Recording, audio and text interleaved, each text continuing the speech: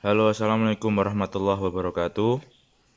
Selamat pagi semuanya. Hari ini kita bertemu kembali, tapi hari ini kita mungkin jeda sebentar untuk bahasa Indonesianya. Hari ini kita akan cari tahu dulu. Ini kan jadwalnya adalah AKM literasi. Apa sih AKM literasi? Yuk kita coba cari bersama. Kita belajar bersama. Oke, pertama kita masuk ke pencarian. Saya pakai Chrome. Kemudian kita ketikkan di sini AKM Kemendikbud. Ya, ini paling atas, Pusmenjar. Ayo coba AKM. Sudah tampil. Nah, nih kita ubah dulu ke menu desktop. Sudah menu desktop ya. Situs desktop jadi lebih lengkap. Kita cari tahu apa itu asesmen. Sini ada semuanya. Kita nanti bisa kalian bisa tonton sendiri YouTube-nya lebih lengkap di sini.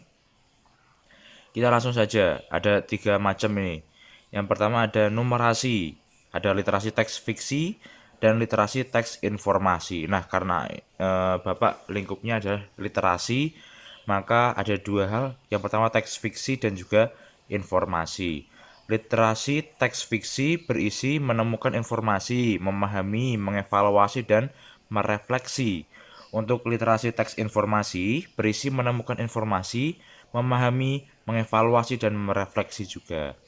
Kita coba, ini ada level-levelnya.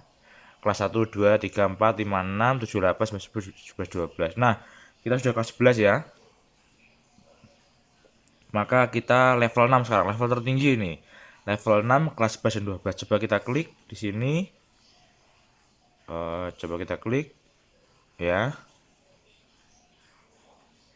Ya, nih level 6 kelas 11 dan 12. Ini ada apa ya? Kisi-kisinya.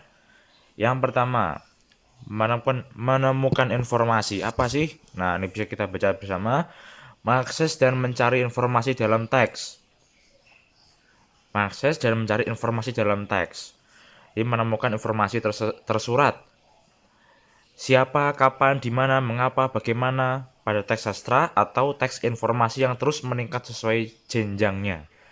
Yang kedua yaitu mencari dan memilih informasi yang relevan. Relevan itu apa ya? Nyambung. Ya, relevan itu sesuai, nyambung. Mengidentifikasi kata kunci yang efektif untuk menemukan sumber informasi yang relevan pada teks sastra atau teks informasi yang terus meningkat sesuai jenjangnya. Setelah ada menemukan informasi, kita harus memahami apa? Teks secara literal. Pertama menjelaskan ide pokok dan beberapa ide pendukung pada teks informasi yang terus meningkat. Yang kedua, menyusun inferensi, membuat koneksi dan prediksi baik teks tunggal maupun teks jamak. Nanti kita baca teks tunggal dan teks jamak. Menyimpulkan perubahan kejadian, prosedur ada di kelas 11 ya. Gagasan atau konsep di dalam teks informasi yang terus meningkat sesuai jenjangnya. Yang C, mengevaluasi dan merefleksi. Apa? Menilai kualitas dan kredibilitas konten pada teks informasi tunggal maupun jamak. Menilai kualitas, jadi kita akan menilai nanti teks informasi berdasarkan pengalaman pribadinya dalam membaca teks yang terus meningkat. Menilai akurasi pada informasi visual atau non-visual dalam teks informasi. Kemudian menilai formal penyajian dalam teks, menilai efektivitas, format penyajian data, ada format visual, struktur perbandingan, contoh, dan lain-lain. Untuk mendukung ide pokok, terus berikutnya ada menilai dan mengidentifikasi bias pada penulisan teks informasi sesuai jenjangnya. Ada menilai kesesuaian pemilihan warna, tata letak, dan pendukung visual lain, grafik, tabel, dan lain sebagainya. Yang terakhir adalah yang ketiga, merefleksi isi wacana untuk pengambilan keputusan, penetapan pilihan, dan mengaitkan isi teks terhadap pengalaman pribadi, refleksi asumsi, ideologi, atau nilai yang terkandung dalam teks sastra. Ini dari literasi teks informasi ya. Fiksi juga sama. Ini tinggal kita klik fiksi sama.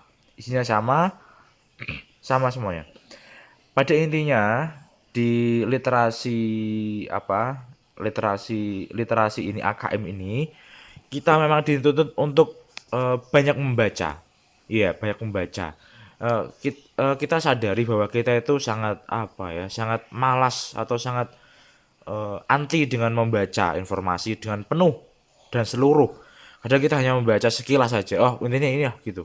Tapi kadang sekilas itu yang kadang membuat kita salah salah konteks, salah persepsi dan lain sebagainya.